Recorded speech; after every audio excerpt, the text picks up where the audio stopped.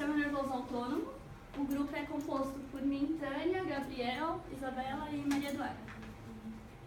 O sistema nervoso, ele é um dos sistemas no qual controla a maioria dos sistemas do corpo.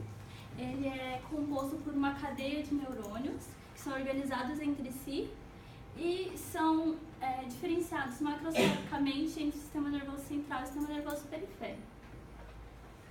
Nosso objetivo vai ser apresentar a formação, morfologia, composição, organização do sistema nervoso autônomo e todas as suas especializações. Nossa metodologia foi que a gente fez uma revisão de literatura, no qual a gente foi pesquisar nas bases de dados, como Lilac, Cielo, PubMed, Google Acadêmico e consultar os livros do acervo da nossa biblioteca. O sistema nervoso autônomo, ele pode ser diferenciado em sistema nervoso central e sistema nervoso periférico. O sistema nervoso central ainda pode ser diferenciado em encéfalo medula espinal, sistema nervoso periférico, sistema nervoso autônomo e sistema nervoso somático. O autônomo ainda pode ser diferenciado em sistema nervoso simpático e sistema nervoso parasimpático. Bom, os nervos somáticos estão presentes no sistema nervoso somático, então eles são responsáveis pela contração por ações voluntárias. Estão presentes na musculatura estriada esquelética e na pele, enquanto os nervos autônomos são provenientes do sistema nervoso autônomo, que são responsáveis por ações involuntárias e são presentes no músculo liso. Movimentos, exemplo são os movimentos peristálticos. O sistema nervoso autônomo tem a divisão simpática e parasimpática.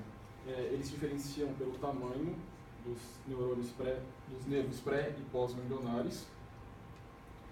Se diferenciam também pelos seus receptores próprios, sendo quimioreceptores, mecanoreceptores, nocioreceptores e termoreceptores. Se diferenciam pela ação dos órgãos-alvo e também pelo tamanho das fibras pré- e pós-ganglionares. São sistemas antagônicos. O sistema nervoso simpático, ele é reconhecido por atuar em situações de estresse, como por exemplo, situação de luta, de fuga ou uma discussão, onde promove vasodilatação, aumento da frequência cardíaca e liberação de adrenalina e noradrenalina. Enquanto o parasimpático, ele é responsável por ações de relaxamento, como por exemplo, resultando em vasoconstrição, diminuição da frequência cardíaca e também ele é responsável por promover a digestão. Vias aferentes. Elas são responsáveis pela comunicação do músculo liso diretamente com o sistema nervoso central. Promove a comunicação através de vísceroreceptores. Os neurônios, como eu disse anteriormente, ele é a base de todo o sistema nervoso central, de todo o sistema nervoso. Ele é composto por um corpo, onde está presente o seu núcleo, a maior parte do seu citoplasma, e pode conter também dendritos. Um axônio, no qual vai propagar todo o potencial de ação nos terminais de transmissão. Aqui a gente tem uma foto de um corte histológico de um neurônio. Esse é um corte histológico de um sistema nervoso. E aqui a gente contém um neurônio. Essa é uma imagem com coloração HE e aumento desconhecido. Os neurônios, eles podem ser de três tipos. Os motores, nos quais eles têm função de trazer o estímulo que veio do sistema nervoso central para a célula-alvo, ou órgão. O sensitivo, no qual traz o estímulo do órgão para o sistema nervoso central. E os interneurônios, que faz a ligação entre os neurônios motores e os neurônios sensitivos. Eles possuem 4 morfologias, sendo que a primeira é o unipolar, onde ele possui o corpo celular, um axiônio e seus terminais de transmissão. Já o segundo é o bipolar. O bipolar, ele possui apenas um dendrito no seu corpo celular, no axiônio e seus terminais de transmissão. O O pseudo-unipolar, ele era um axônio unipolar no qual seu axônio foi dividido, bifurcado, onde uma parte foi para o sistema nervoso central, outra parte foi para o sistema nervoso periférico. E o multipolar, ele possui mais de um dendrito no seu corpo celular, um axônio nos seus terminais de transmissão. As células da glia são as células que fazem sustentação, nutrição e defesa do sistema nervoso central. Elas possuem 4 principais, nas quais são os oligodendrócitos, que eles produzem a baía de mielina, na qual ela vai revestir todo o axônio. Os astrócitos, que têm formato estelar, e eles ligam as passagens de íons das moléculas, íons, e ligam os neurônios capilares sanguíneos com a pia mater. A microglia, que são as menores entre as 4, elas são fagocitadoras e são reguladoras para o processo imunológico e ajudam na defesa, sim. E as epidimarias, elas atuam como epitélio de revestimento para os ventrículos cerebrais da medula. A barreira hematoencefálica é um obstáculo que dificulta a passagem de certas substâncias. Possui essa permeabilidade restrita, pois são constituídas de zonas oclusivas que são formadas por prolongamentos de astrócitos. Gânglios autonômicos são aglomerados de corpos celulares e seus dendritos. Essencialmente, são formados a partir de nervos autonômicos provenientes do sistema nervoso central. Aqui a gente consegue ver também que os gânglios autonômicos, eles possuem diferença no sistema simpático e parasimpático. Na divisão, eles são iguais ao longo do seu potencial de ação, pois eles possuem ação da acetilcolina nos gânglios autonômicos, que são os interneurônios. Eles vão ter ação da acetilcolina com receptores colinérgicos. A sua diferença vai ser então na célula-alvo, onde no sistema simpático a célula-alvo vai ter ação da noradrenalina, um receptor adrenérgico, e na parasimpática ela vai ter ação da acetilcolina novamente, com novamente um receptor colinérgico. As sinapses são o tipo de comunicação que os neurônios fazem entre si. Para elas acontecerem, tem que possuir no mínimo 2 neurônios. Elas são divididas em 4 etapas: excitatórias, inibitórias, elétricas e químicas. As excitatórias, elas aumentam a permeabilidade da membrana plasmática, abrindo os canais de sódio, promovendo a entrada do sódio, despolarizando o líquido intracelular. Enquanto na inibitória, tem também o aumento da permeabilidade da membrana, só com fechamento dos canais de sódio e sendo abertos os canais de potássio e cloreto, permitindo a entrada do cloreto e a saída do sódio, do potássio, deixando o líquido intracelular hiperpolarizado.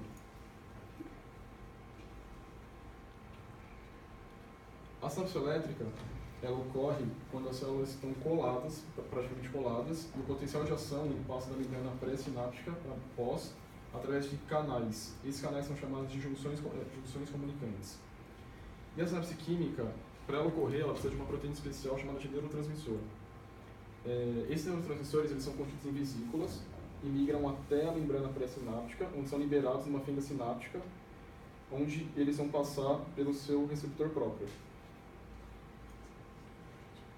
Agora a gente teve um problema, a gente não conseguiu colocar no slide, mas a gente vai apresentar um vídeo onde está explicando toda a sinapse e o Gabriel vai explicar pra gente. Aqui são os potenciais de ação.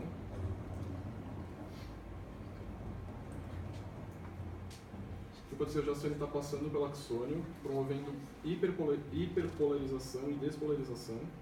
Quando ele adere no axônio, ele hiperpolariza o meio, e quando ele sai, ele despolariza o meio.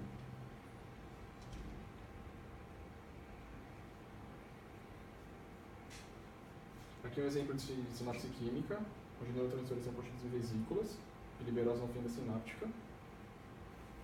E alguns deles estão passando por receptores próprios.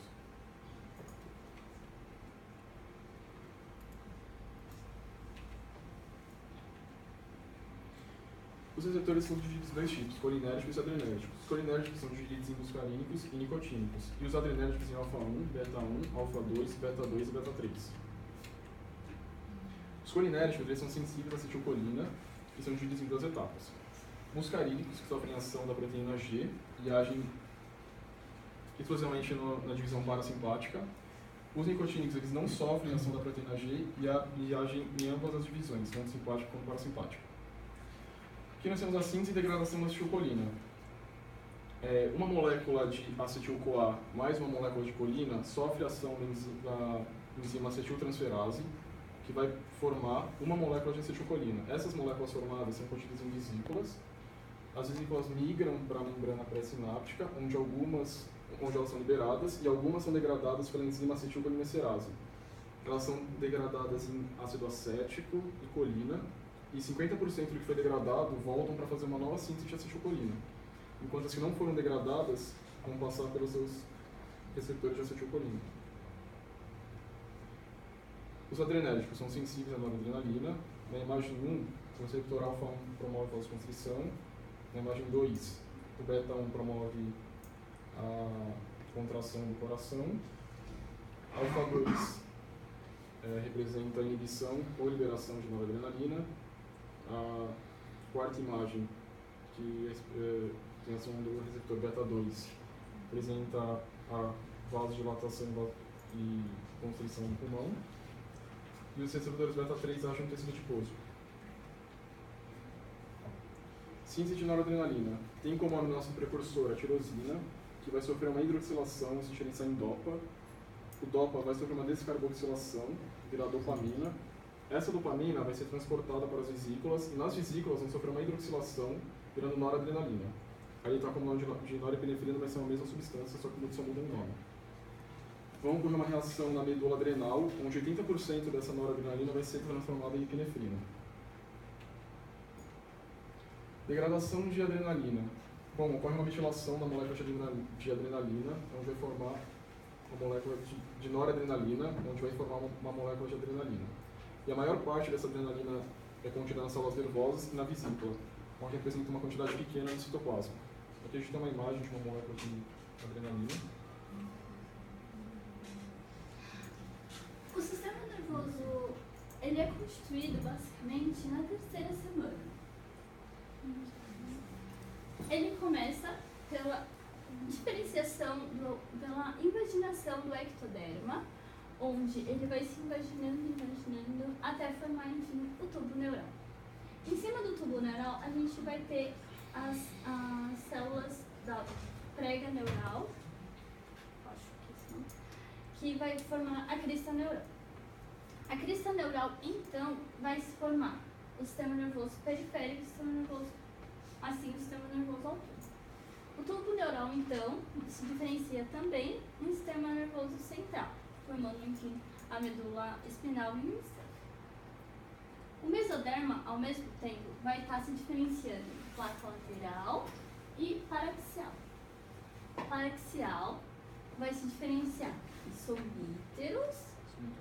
somitômeros, após somitos, e os somitos, eles vão se diferenciar ainda em esclerótomo e dermiônio, que vão assim formar o tecido conjuntivo embrionário.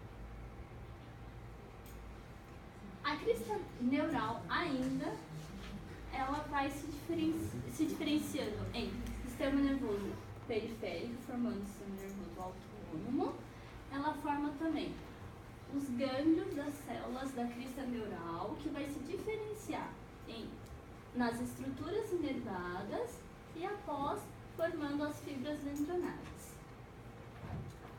Ainda assim, a crista neural vai formar as células da crista neural, formando assim os gânglios simpáticos, que vão formar as cadeias simpáticas, formando assim as extremidades craniais e sacrais, formando conexão dos nervos e as fibras pré-ganglionares. Aqui a gente tem uma imagem na qual a gente consegue ver o começo da formação da placa neural e da crista neural. Como eu disse anteriormente, ela vai se invaginando, até fechar completamente, formando o tubo neural. E em cima a gente consegue ver a presença da crista neural, como eu disse, que vai se diferenciando, formando o sistema nervoso periférico, formando os gânglios, formando entre outras estruturas. Aqui, como eu disse, elas vão se bifurcar, formando o sistema nervoso periférico e as outras estruturas. Nossa conclusão, então, é que após vermos, estudarmos e apresentarmos a vocês, que o sistema nervoso autônomo ele é de extrema importância para que a homeostase do corpo aconteça e para que todo o funcionamento do organismo em si funcione corretamente. E é isso.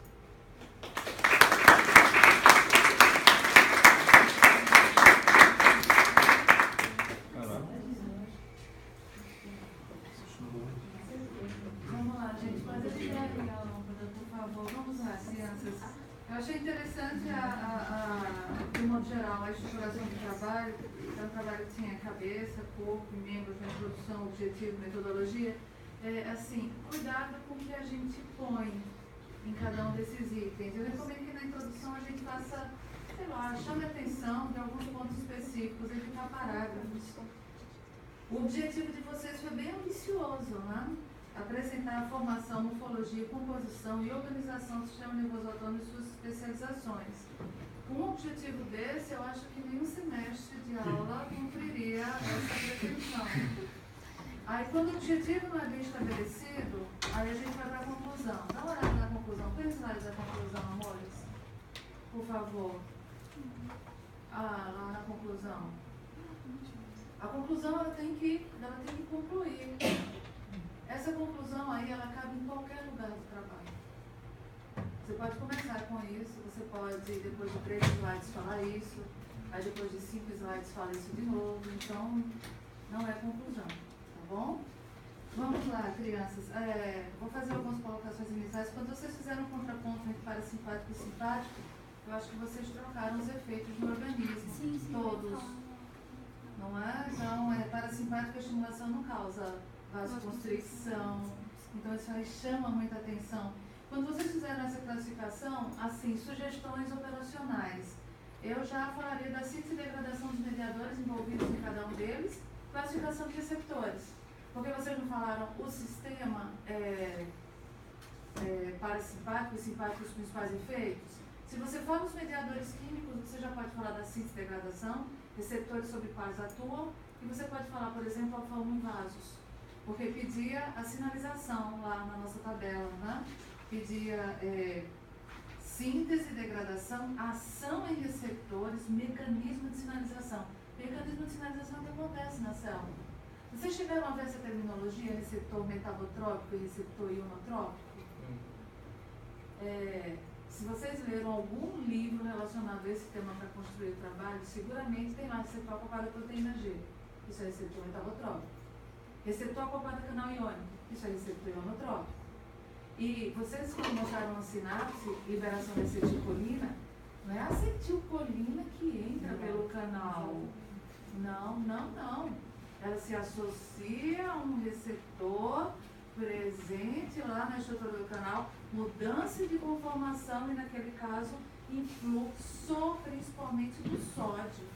E outra coisa, gente, potencial de ação, ele não fica aqui, que me chamou muito a atenção. Potencial de ação adere à membrana? Não é? Não. O líquido fica hiperpolarizado? Não também. Não. Essas são algumas terminologias fisiológicas, biofísicas, bioquímicas, farmacológicas que não podem ser trocadas. Então eu percebi alguma superficialidade excessiva no tratamento de informações técnicas muito importantes. Qual foi outra coisa também que me chamou muito a atenção? eu lembrei do que o professor falou, parece que na bioquímica tudo degrada. Quando você fala da norepinefrina, dando origem à epinefrina, não é uma reação de metilação? Vamos lá, André Massonari. Metilar é adicionar metila, não é degradar. Aí eu senti falta das enzimas relacionadas à síntese da acetilcolina e degradação da norepinefrina e epinefrina. Vocês falaram da síntese detalhada da epinefrina e norepinefrina, não citaram uma enzima de degradação. Aí falaram da degradação da acetilcolina e não falaram enzima de síntese. Realmente faltou isso. Não é? E a enzima, e síntese da acetilcolina é um espirro, é uma enzima. Sintetizou. Quando você vai falar de processos bioquímicos, é importante a ação. É imprescindível.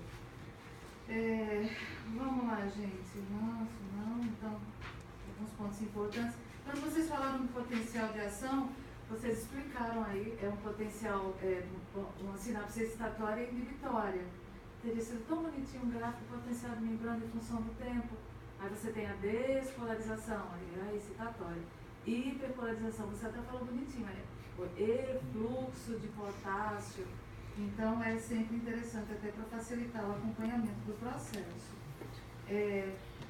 Ali nos receptores, quando vocês falaram alfa-1, alfa-2, beta-1, beta-2, o alfa-2 normalmente quando ele é estimulado, ele reduz a liberação da norepinefrina.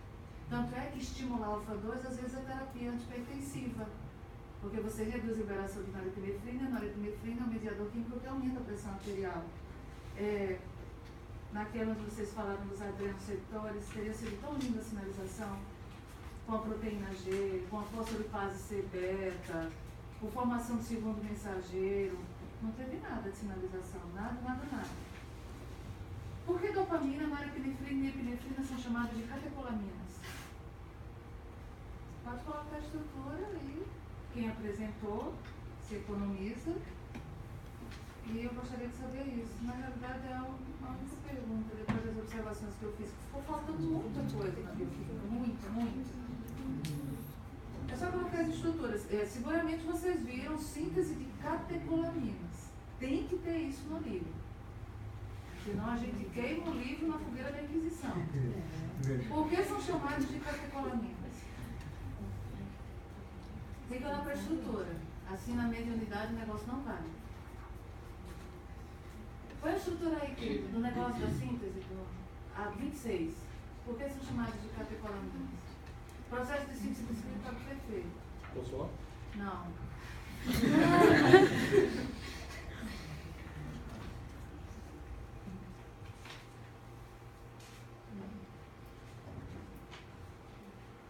Tá? Então eu senti muito falta de sinalização, de detalhamento com relação à estrutura, da afinidade da acetilcolina com receptores muscarínicos e nicotínicos, não é afinidade por qual?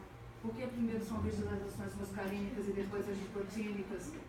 Ficou faltando bastante coisa, tá bom? E a embriologia, associada às minhas limitações, assim, com todo respeito, professor, sobre a documentação, é impossível compreender a embriologia. A professora Samara, se estivesse aqui, ela teria acabado de ter uma 5. E vocês conhecem a figura, né? Então, é impossível entender a embriologia daquela forma. Eu acho que nem o grupo entendeu. Se realmente entendeu, explica bonitinho aí o processo de formação do professor Rodrigo, porque eu ainda não sei onde está a embrio associada à bioquímica. Não, eu só puxando um comentário, eu acho que assim, é a necessidade de colocar o maior número de informações possíveis, né, naquele slide, mas não necessariamente isso é o mais importante, é o que eu falo para vocês durante a aula. É importante vocês saberem de onde veio, para onde vai e o que forma ali, né? E não colocar tudo que vier, eu vi todas as informações, vou jogar. Eu acho que é isso que vocês se prendem um pouco, né, durante, mas eu vou deixar a professora concluir. E é isso, gente. Faltou muito a sinalização. E acreditem, isso é imprescindível para as disciplinas vindouras. E é a parte molecular, né? Molecular. Relação de estrutura, receptor, que a gente não sabe o que é um receptor ionotrópico nem um metalotrópico. Falar sobre o sistema nervoso autônomo sem essas informações não dá. E às vezes eu entro na sala, em algumas turmas, depois da professora Meta, e tem lá um canalzinho e um receptor, e tem escrito mal, ponte. Então não é um tópico visto só na fisiologia. Eu encerro a minha participação. Bom, Eu concordo com tudo que a Ania falou sobre as apresentações. Por exemplo, vocês poderiam ter tirado algumas das informações que vocês colocaram aqui que vocês nem usariam, porque o tópico de vocês era sistema nervoso autônomo. Vocês não precisavam ter viajado tanto, por exemplo, pelos tipos de neurônios. Eu não vejo muita necessidade, porque aqui vocês estavam direto no sistema nervoso autônomo. Então não precisaria. Falou um pouquinho do neurônio, da característica, vai para a inervação, efetivamente. Trabalhe um pouco mais a inervação. Eu acho que aí deixa, né? Vocês falaram das células da glia, eu não sei se... Ah, tá bom. Tudo isso. Não, porque daí ficou faltando vocês falarem um pouquinho mais sobre o próprio, por exemplo, quando vocês falaram de nervo somático e autônomo, que vocês colocaram em slide, vocês pouco explicaram a diferença entre eles. Né? Foi colocado, ó, o nervo somático é assim, o nervo autônomo é assim, mas faltou mostrar essa diferenciação entre eles. Tá? Então eu acho que vocês poderiam ter colocado um pouco mais de tempo em cima disso. A mesma coisa que aconteceu nas vias aferentes.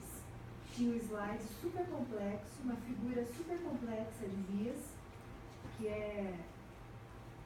não sei qual que é. Volta um pouquinho.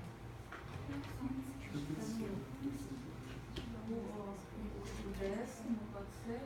Ah, não, tá aqui. Nono. É o nono. E aí, pouco foi falado.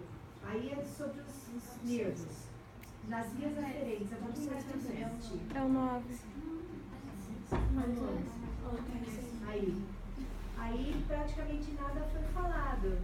Então eu acho que poderia ter mostrado de uma forma mais clara isso, em detrimento a outras informações que no fim nem foram muito utilizadas.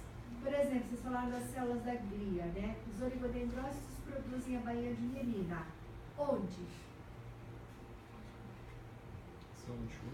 Aí quem apresentou, vamos mostrar para vocês. Onde? É a única célula mielinogênica? É a única célula que produz mielina? Não. Tá. Qual é a outra? Células de Schwann. E qual é a diferença entre uma e outra? Uma atua no sistema nervoso Uma autônomo. produz Isso. o E a sistema outra nervoso? autônomo.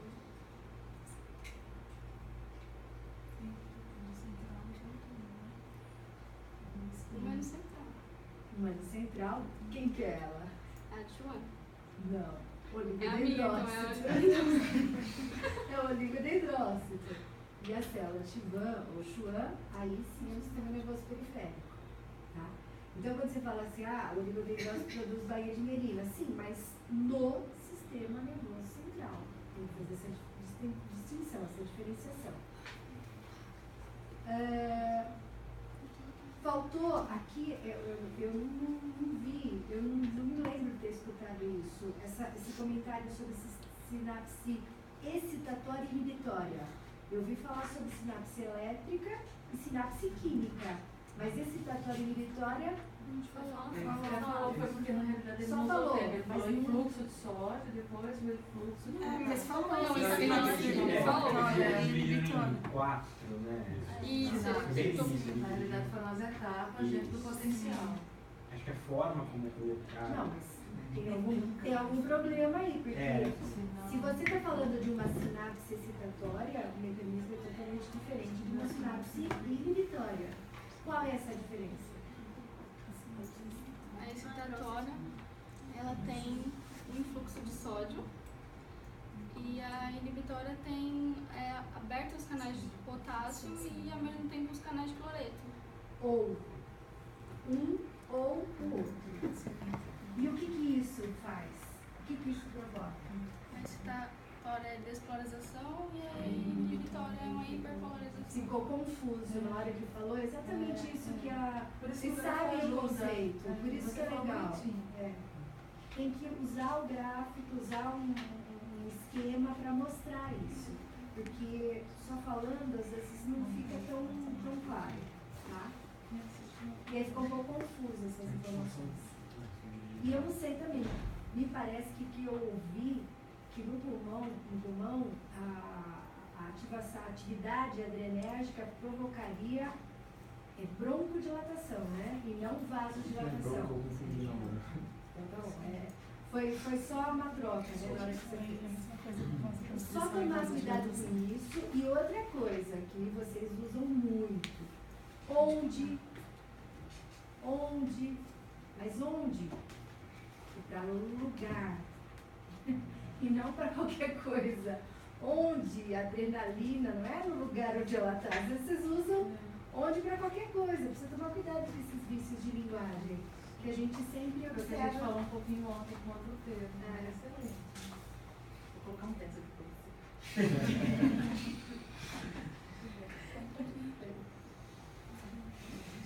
Pessoal, basicamente as mesmas considerações que eles fizeram. Nessa imagem mesmo, vocês poderiam ter explorado, né, melhor, vias aferentes e vias eferentes, e o desenvolvimento, e junto isso com o desenvolvimento já do sistema nervoso, né? Vocês poderiam usar essa imagem, até novamente lá para frente, comparando no desenvolvimento a questão justamente de desenvolvimento aí de medula, de dorsal e ventral, né? Como acontece esse desenvolvimento e exatamente o que dá origem, o que vai representar no indivíduo adulto, por exemplo, né? A questão das células da glia, né, novamente, que realmente vocês não necessariamente precisariam ter falado, explorado tanto. Mas já que falaram, poderiam ter colocado imagens para ilustrar melhor, né? Só defendendo aí um pouquinho o grupo, eu estou com a planilha de solicitações, tem aqui células da glia. Aí Tá. eu também com as minhas, né? Mecanismo intracelular, que aí não foi, eu tenho muitos textos. Então, tá aqui, estou com a tabelinha da solicitação. Então, poderiam ter ilustrado, né, as células com imagens, tá?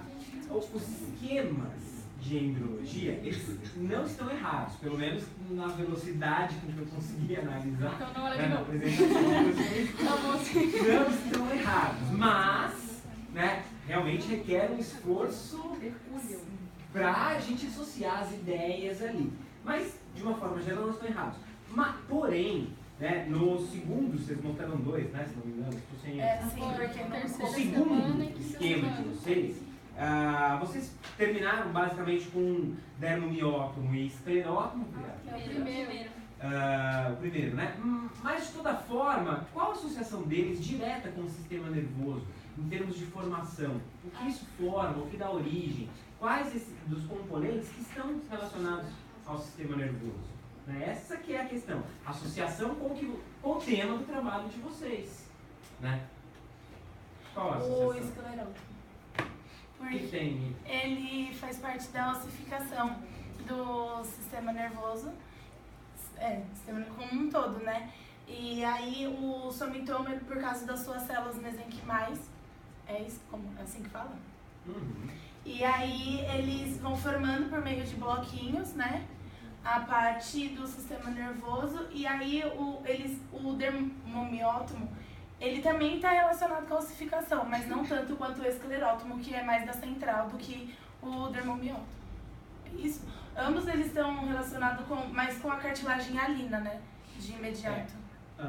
Só a questão aí, né, que vocês fizeram aquela separação de somitômeros, que região cefálica, realmente eles continuam sendo, né, eles não viram somitos, porque os somitos é de hospital até inferior, né, mais caudal do que ali os somitômeros. Mas não é errado, mas faltou fazer essa diferenciação. Mas fazer realmente a associação do esclerótomo e do dermomiótomo. O dermomiótomo que ainda vai se dividir em dois, dermátomo e miótomo. Tanto aí, quanto lá na anatomia no início, que realmente faltou vocês falarem dos nervos, né? A divisão melhor dos nervos, né? Vocês não fizeram essa divisão anatômica melhor, explorar melhor os nervos, a associação realmente com os sistemas de uma forma geral, tá? Então, nesse slide, na parte anatômica, a professora comentou um pouco sobre as sinapses, e pelo menos eu senti a sinapse elétrica um pouco superficial. Vocês não abordaram a sinapse elétrica, pelo menos a minha percepção, né? Da forma como ela deveria, em relação, inclusive, dentro do próprio neurônio. Um neurônio, eu sei que vocês mostraram o vídeo e tudo, mas abordar mais realmente o efeito dela, como, né, o porquê ela está aí. tá? A sinapse elétrica. Acho que o restante já as professoras também fizeram os comentários. Era basicamente isso, né? Explorar mais os nervos de uma forma geral, anatomicamente, o desenvolvimento embrionário. O do tubo neural, esse desenvolvimento ok, né? Mas imagens. Vocês mostraram aquela imagenzinha sobrando, tudo, mas é interessante vocês mostrarem, olha, aqui vai dar origem, né? Para ficar mais visual, para quem realmente não tem uma afinidade com isso. Mesmo quem tem, é difícil, né? O próprio público, né? Então, sempre ilustrando melhor o processo que vocês querem mostrar, tá? Mas era isso. Obrigado, pessoal.